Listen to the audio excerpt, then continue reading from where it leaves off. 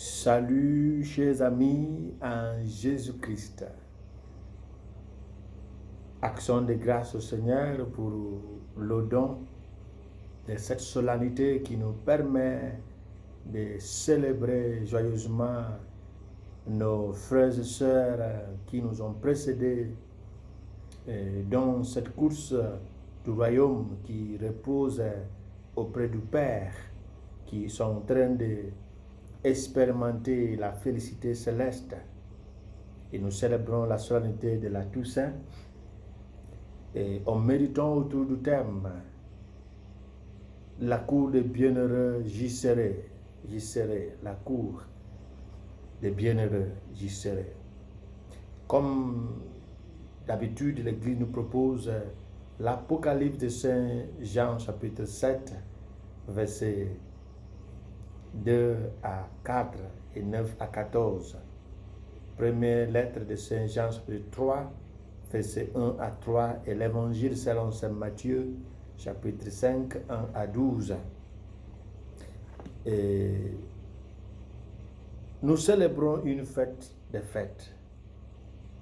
Une fête qui a une place spéciale dans notre credo, la communion des saints. Nous célébrons la raison d'être de notre fatigue, de notre activité spirituelle, de notre manque de sommeil, de notre manque de repos. Nous célébrons la raison pour laquelle on ne se laisse pas confondre par les activités du monde, malgré notre faiblesse humaine. La Toussaint est une fête catholique que nous célébrons chaque 1er novembre, au cours de laquelle l'Église catholique honore tous les saints, connus et inconnus. Cette célébration eucharistique commence au vêpres du soir du 31 octobre et se termine le soir du 1er novembre. Et comme d'habitude, elle précède d'un jour la commémoration des fidèles défunts, célébrée officiellement le 2 novembre. Cette fête a une signification. Cette fête ne se fonde pas sur des textes bibliques, ça veut dire la fête en tant que telle, pas ces éléments, parce que ces éléments ont toujours des fondements bibliques, ce qui est célébré. Ni elle manque aussi un fondement sur la liturgie de Jérusalem. Elle est dédiée à tous les saints. Elle regroupe non seulement tous les saints canonisés, c'est-à-dire ceux dont l'Église assure en engageant son autorité, qui sont dans la gloire de Dieu, mais aussi tous ceux qui, en fait, ont la plus nombreux et les plus nombreux sont dans la béatitude divine. Il s'agit donc de toutes les personnes canonisées et non canonisées qui ont été sanctifiées par l'exercice de la charité, de l'accueil de la miséricorde et du don de la grâce divine. Et cette fête rappelle donc à tous les fidèles la vocation universelle à la sainteté, au partage de la divinité de Dieu à travers la filiation divine où Dieu nous a créés pour participer dans la vie de Dieu, pour l'adorer. En ce jour de la Toussaint, nous célébrons de manière résumée notre credo. Nous célébrons une sorte de remerciement au Seigneur qui nous indique que notre foi ne nous trompe pas. Parce que ce que nous célébrons nous invite à faire comme ceux et celles que nous célébrons. parce qu'un jour nous serons les célébrer. Aujourd'hui, nous disons à Jésus de nous attendre parce qu'on arrive. Aujourd'hui, nous célébrons le triomphe de la grâce de Dieu par laquelle nous répondons à l'appel de la sainteté. Mais qui sont-ils, ceux et celles que nous célébrons? La première lettre de Saint Paul au Corinthiens chapitre 15, verset 54 nous dit qu'ils étaient des mortels, mais ils sont devenus immortels. Ils étaient des périssables qui sont devenus impérissables. Ils n'étaient pas nés saints, mais ils sont devenus des saints. C'est dans l'Apocalypse chapitre 7. Ce sont les diplômés de l'école de Marat, l'école de souffrance, au nom de l'agneau. Luc chapitre 1, verset 1 à 20. Ils ont été jugés et persécutés à cause de la bonne nouvelle. Actes chapitre 14, verset 22. Ce sont les étudiants de l'école de la sainteté, sans laquelle personne ne verra le visage de l'Éternel. Hébreux chapitre 12, 14 nous rappelle. Aussi, ils sont les adeptes, les descendants des Récabites et des Maccabées, ceux qui ont insisté sur ce que la tradition de leur père leur a dit. Jérémie chapitre 35 et 2 Maccabées chapitre 6 et chapitre 7. Ceux et celles que nous célébrons aujourd'hui ont confessé l'agneau publiquement. Et Luc nous l'a dit au chapitre 9, verset 26. Ceux que nous célébrons. Ils ont été rejetés, mais n'ont pas rejeté leurs ennemis. Ils sont les bons samaritains. Luc chapitre 10, verset 29 à 37. Voici ceux et celles que nous célébrons aujourd'hui. Ils sont le type de femmes adultères et le type de femmes samaritaines. Jean chapitre 4 et Jean chapitre 8, qui ont rencontré Jésus à travers une piste d'accusation et de fissures, de ruptures de la tradition.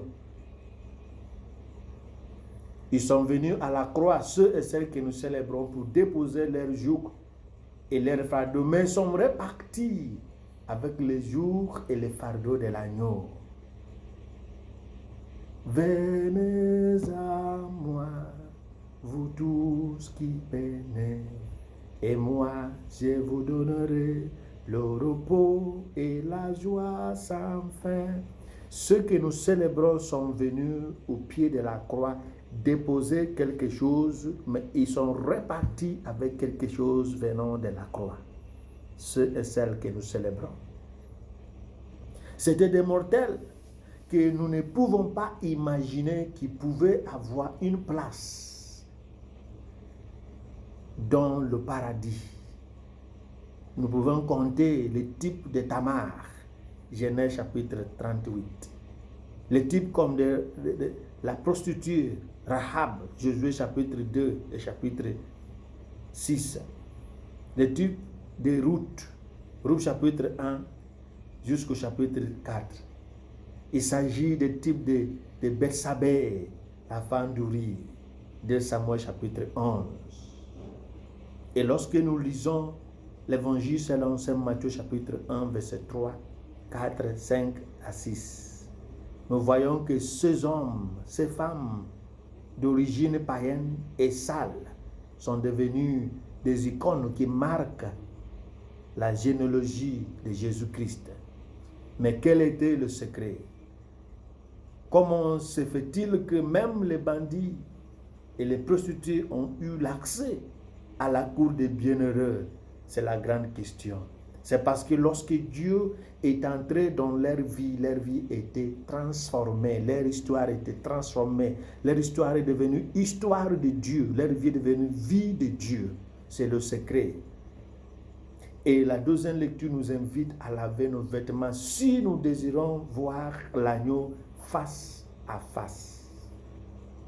1 Jean chapitre 3, 1 à 3. Et l'Apocalypse selon Saint Jean, chapitre 22. Le sang de l'agneau était le secret. Ils ont été lavés par le sang de l'agneau. Nous célébrons la charisme de Dieu, la grâce. Aujourd'hui, nous profitons de la grâce de Dieu pour dire, je crois qu'ils ont réussi par la grâce. Et je crois que je réussirai car je suis sauvé par la grâce. Ephésiens chapitre 2, 8 et 9. Et que par cette même grâce, je gagnerai le paradis car je crois en la grâce. Et il s'agit d'une grâce qui ne nous rend pas paresseux, mais qui nous outille et qui nous met debout pour pouvoir marcher. Et c'est pourquoi la béatitude devient le comment. Comment? Jésus nous enseigne les éléments de l'apprentissage comme ses disciples à travers les béatitudes dans l'évangile du jour. L'évangile lu au cours de la messe de la Toussaint est le texte des béatitudes. Ce texte exprime que la sainteté concerne tous ceux et celles qui choisissent de mettre leur pas dans ceux du Christ par l'accueil de la parole de Dieu, la fidélité et la confiance en lui, la bonté, la justice et l'amour, le pardon et la paix. Ici, nous suivons et nous vivons ce que nous croyons et nous croyons ce que nous enseignons et ce que nous enseignons aux autres. Voici la raison pour laquelle à l'ordination diaconale et presbytérale, l'Église dit aux candidats, croyez ce que vous lisez, enseignez ou prêchez ce que vous croyez et pratiquez ce que vous prêchez. Aujourd'hui, cette phrase est adressée à tous les fidèles. Si nous désirons être comme les saints, il sera important de nous rappeler que ce que nous croyons doit être ce que la parole de Dieu nous prescrit. Et personne ne fera ce qui est prescrit par une entité spirituelle sans une vie spirituelle. Et cette vie spirituelle ne vient pas par la force humaine. C'est par l'abandon dans les mains de celui qui transforme, celui qui choisit, celui qui valide. Faisons confiance aux saints, nos collègues d'hier, mais qui sont devenus nos aînés dans la foi, afin qu'ils intercèdent pour nous, car les prières de justes nous dit, Saint Jacques chapitre 5, verset 16, sont puissantes, les prières des justes. Réjouissons-nous car nous avons toujours des géants de prières qui intercèdent pour nous auprès du Père. Et que le Seigneur Jésus, qui accueille ses saints et saintes, soit avec nous et qui nous sanctifie, nous accorde la grâce de venir un jour et voir comment il est, comment est son visage, et qui nous bénisse le Père, le Fils et le Saint-Esprit. Amen.